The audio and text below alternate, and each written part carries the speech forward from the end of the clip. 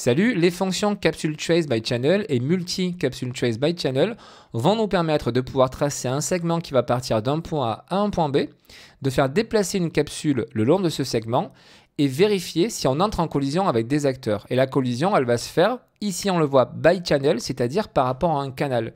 Voyez ceci un petit peu comme des ondes. Quand vous allez utiliser votre télécommande pour utiliser votre drone, vous allez vous connecter sur une certaine fréquence pour que les deux communiquent et qu'il n'y ait pas de soucis avec d'autres drones dans le secteur. Bien là, ça va être pareil.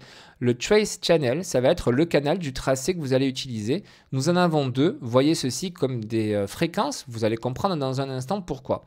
Le résultat, ça va être celui-ci. Quand on va être en jeu, on va tracer donc un segment qui va partir d'un point A, que j'ai déterminé sur le cube, à un point B, c'est-à-dire le long ici à la fin de ce segment.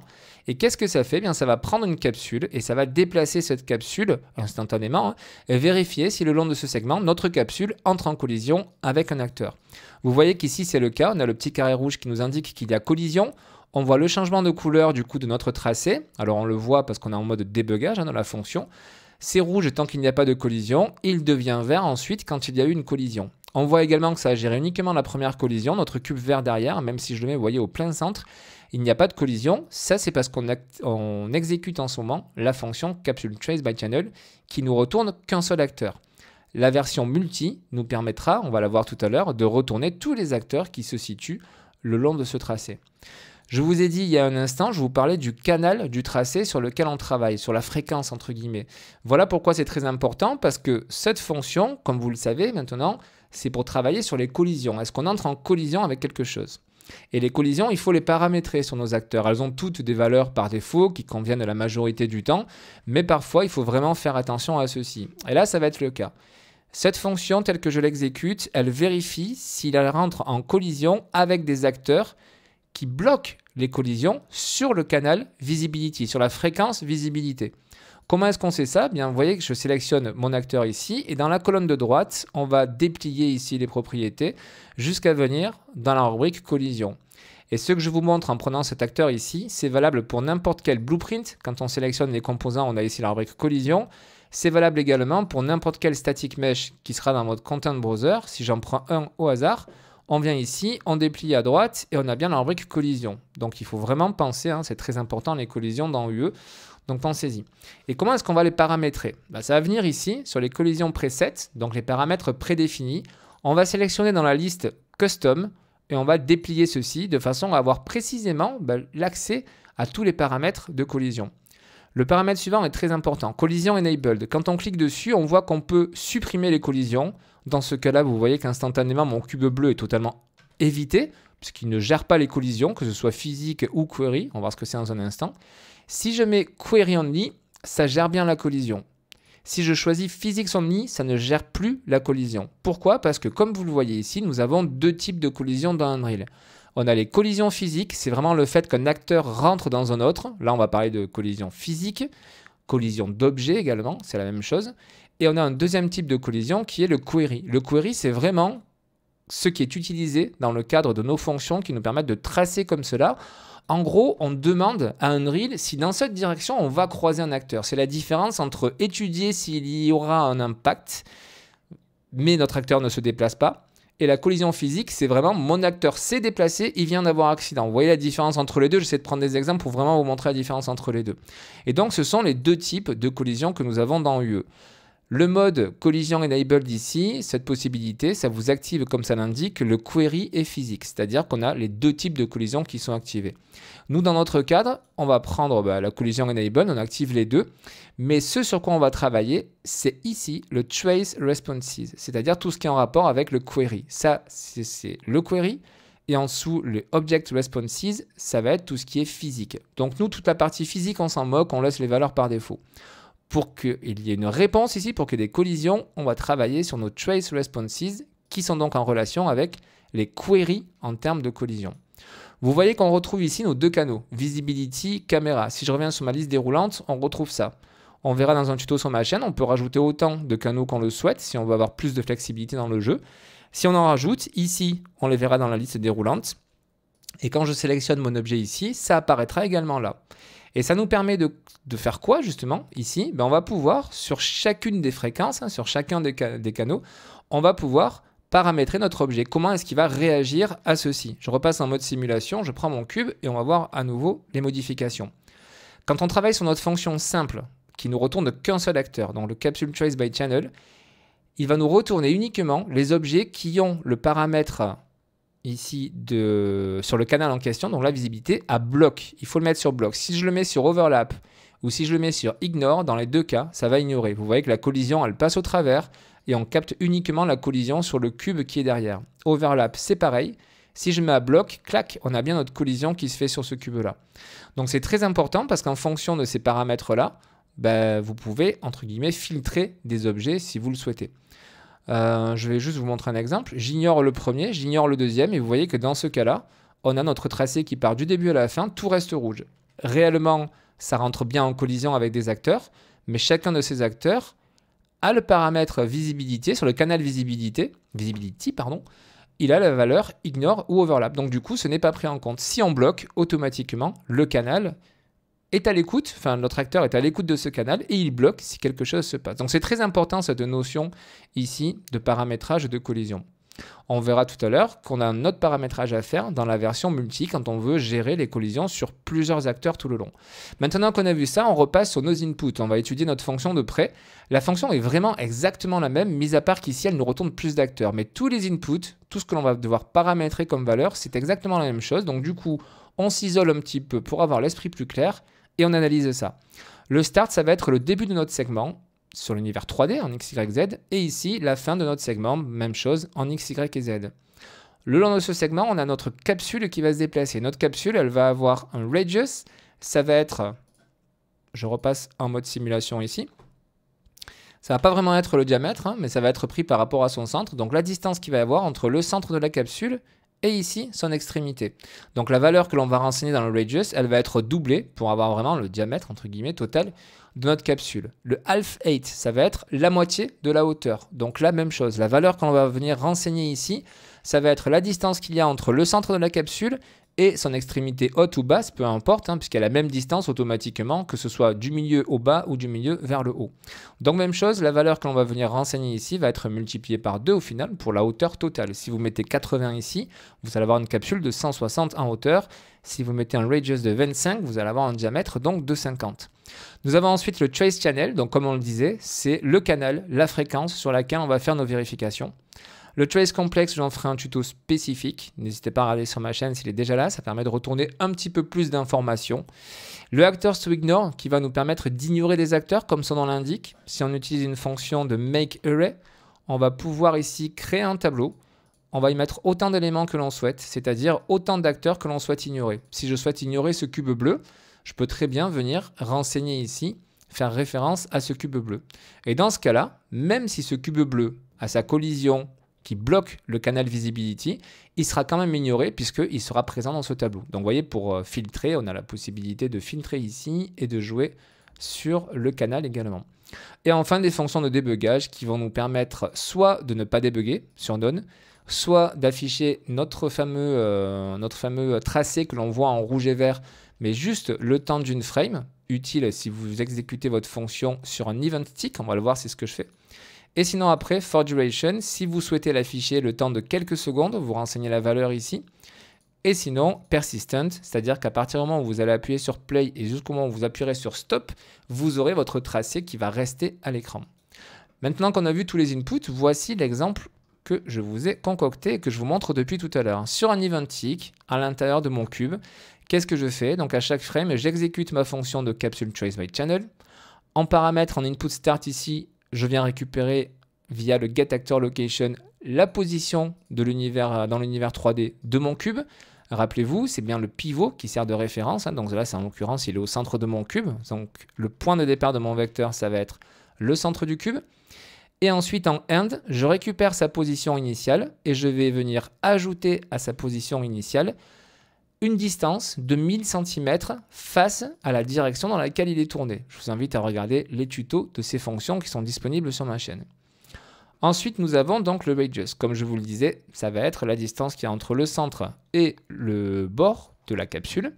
Donc j'ai mis 50, ça fait une valeur de 100 et effectivement mes cubes font bien 100 unités dans Unreal Engine, 100 cm. Et là, on voit bien que ma capsule, eh bien, elle arrive au bord, pile poil de mon cube. Donc, on voit bien que la valeur est doublée.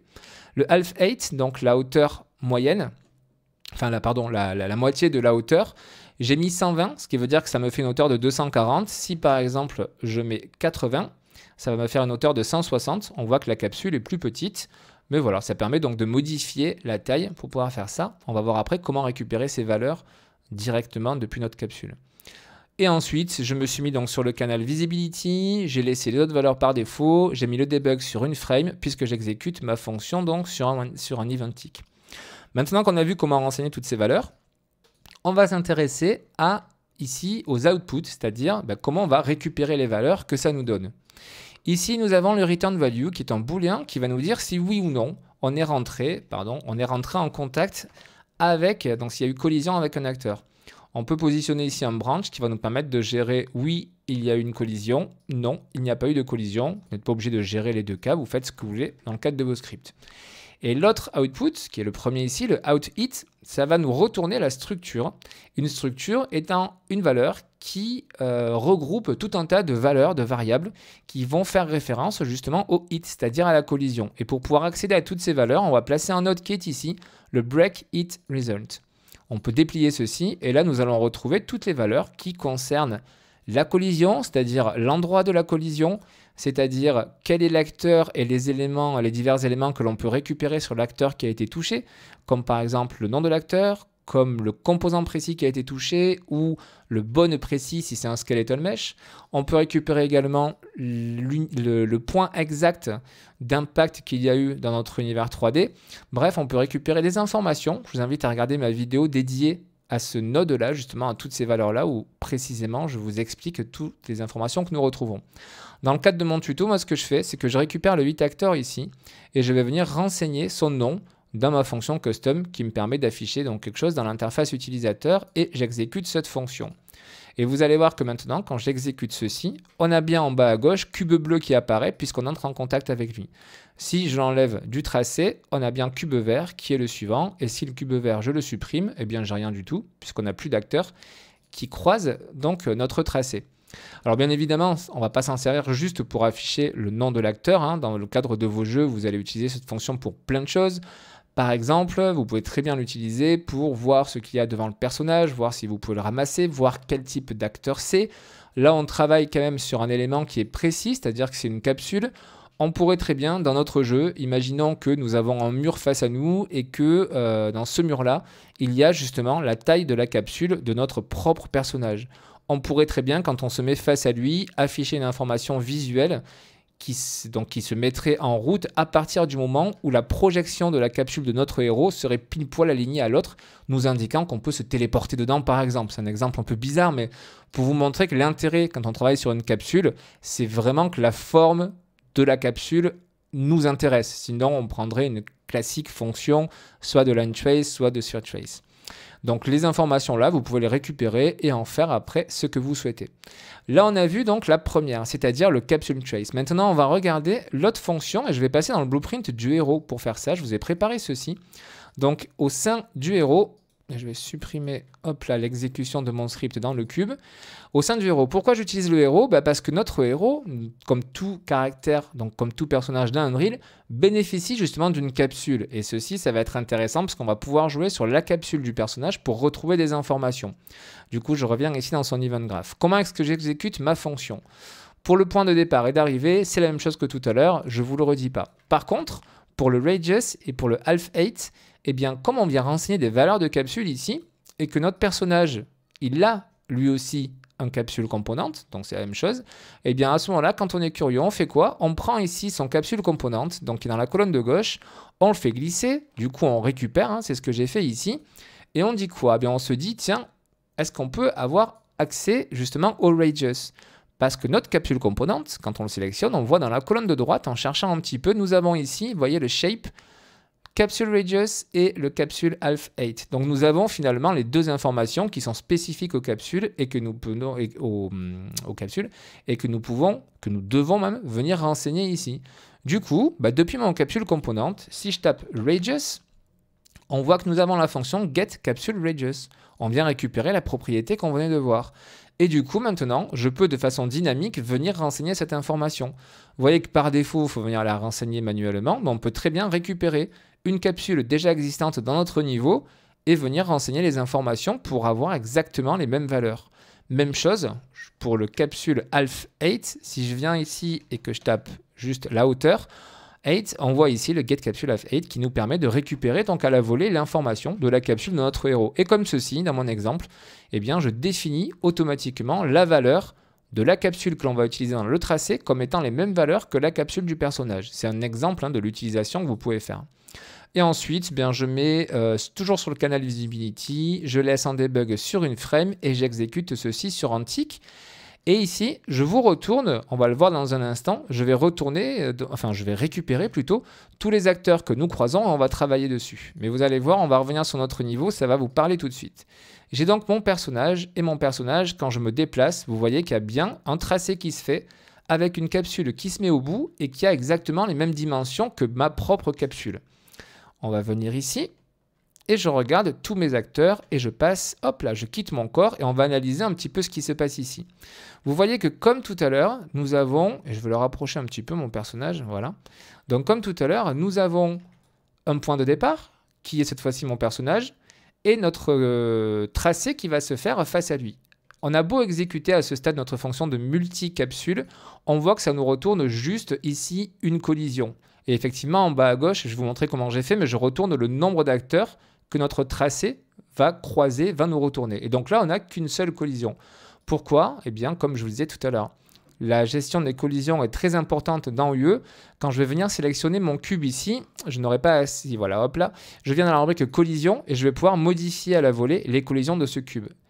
Je viens ici, passer en custom, je déplie et je vais regarder ce qui se passe. Et nous voyons que dans le Trace Responses, donc tout ce qui est en relation avec les tracés, sur le canal Visibility, nous sommes à bloc. Et effectivement, quand nous utilisons le bloc sur une fonction qui est ici, sur la multi-capsule trace, eh bien ça va vraiment bloquer. C'est-à-dire qu'il y a une collision, ça bloque la collision et le reste du tracé ne gérera pas les collisions. Par contre, si on passe en overlap, on va pouvoir bénéficier de l'intérêt de cette fonction qui est multi-capsule, c'est-à-dire que ça va nous retourner plusieurs collisions. Effectivement, la première, il y a bien une collision. Cette fois-ci, c'est symbolisé par le cube vert. On a le flux qui continue, qui malgré tout est toujours rouge au niveau du débugage.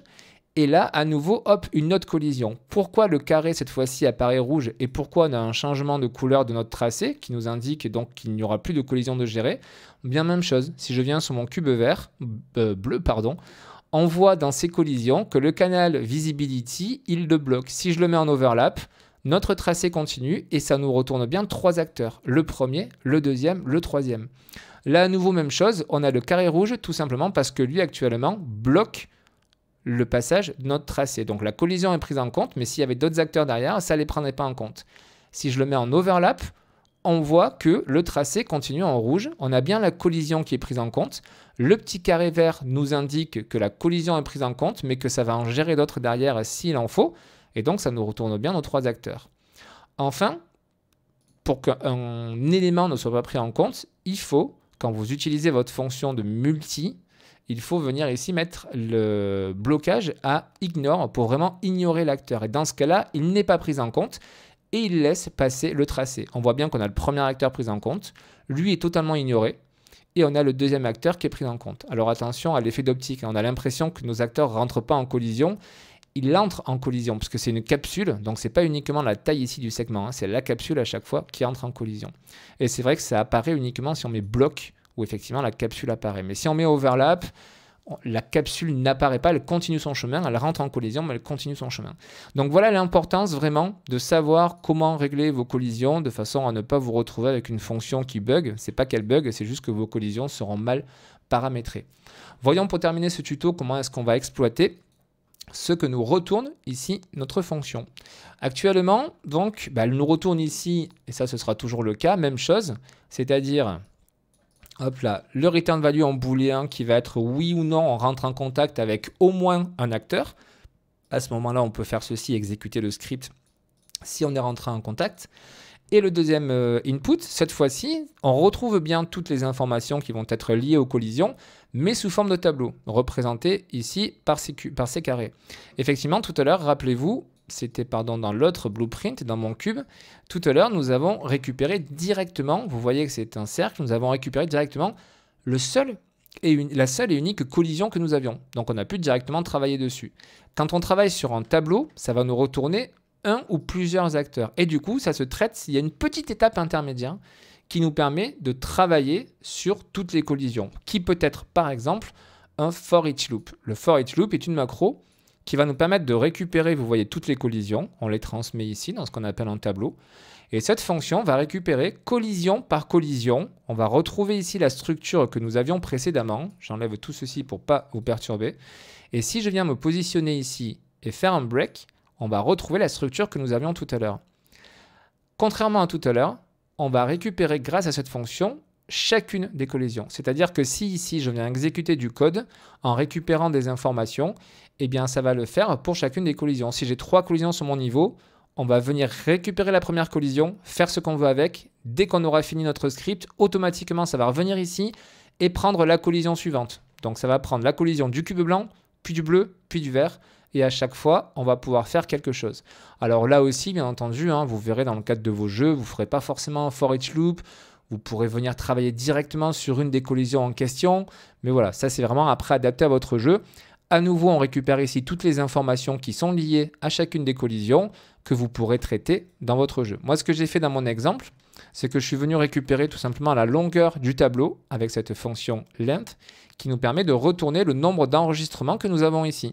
Si nous avons croisé aucun acteur, ça retournera 0. Si on en a croisé 2, ça retournera 2. Et via ma fonction custom pour afficher dans notre interface, je viens ici relier le nombre d'acteurs que l'on a croisés et ça va nous afficher donc ce nombre en bas à gauche.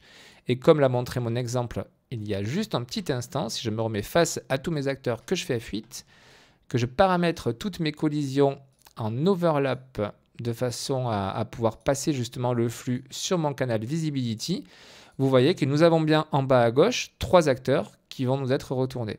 Si je prends le bleu et que je mets en ignore, il n'est pas pris en compte, j'en ai bien plus que 2. Et si je le bloque, j'en ai bien 2 aussi, cette fois-ci ce sera le dernier qui ne sera pas pris en compte.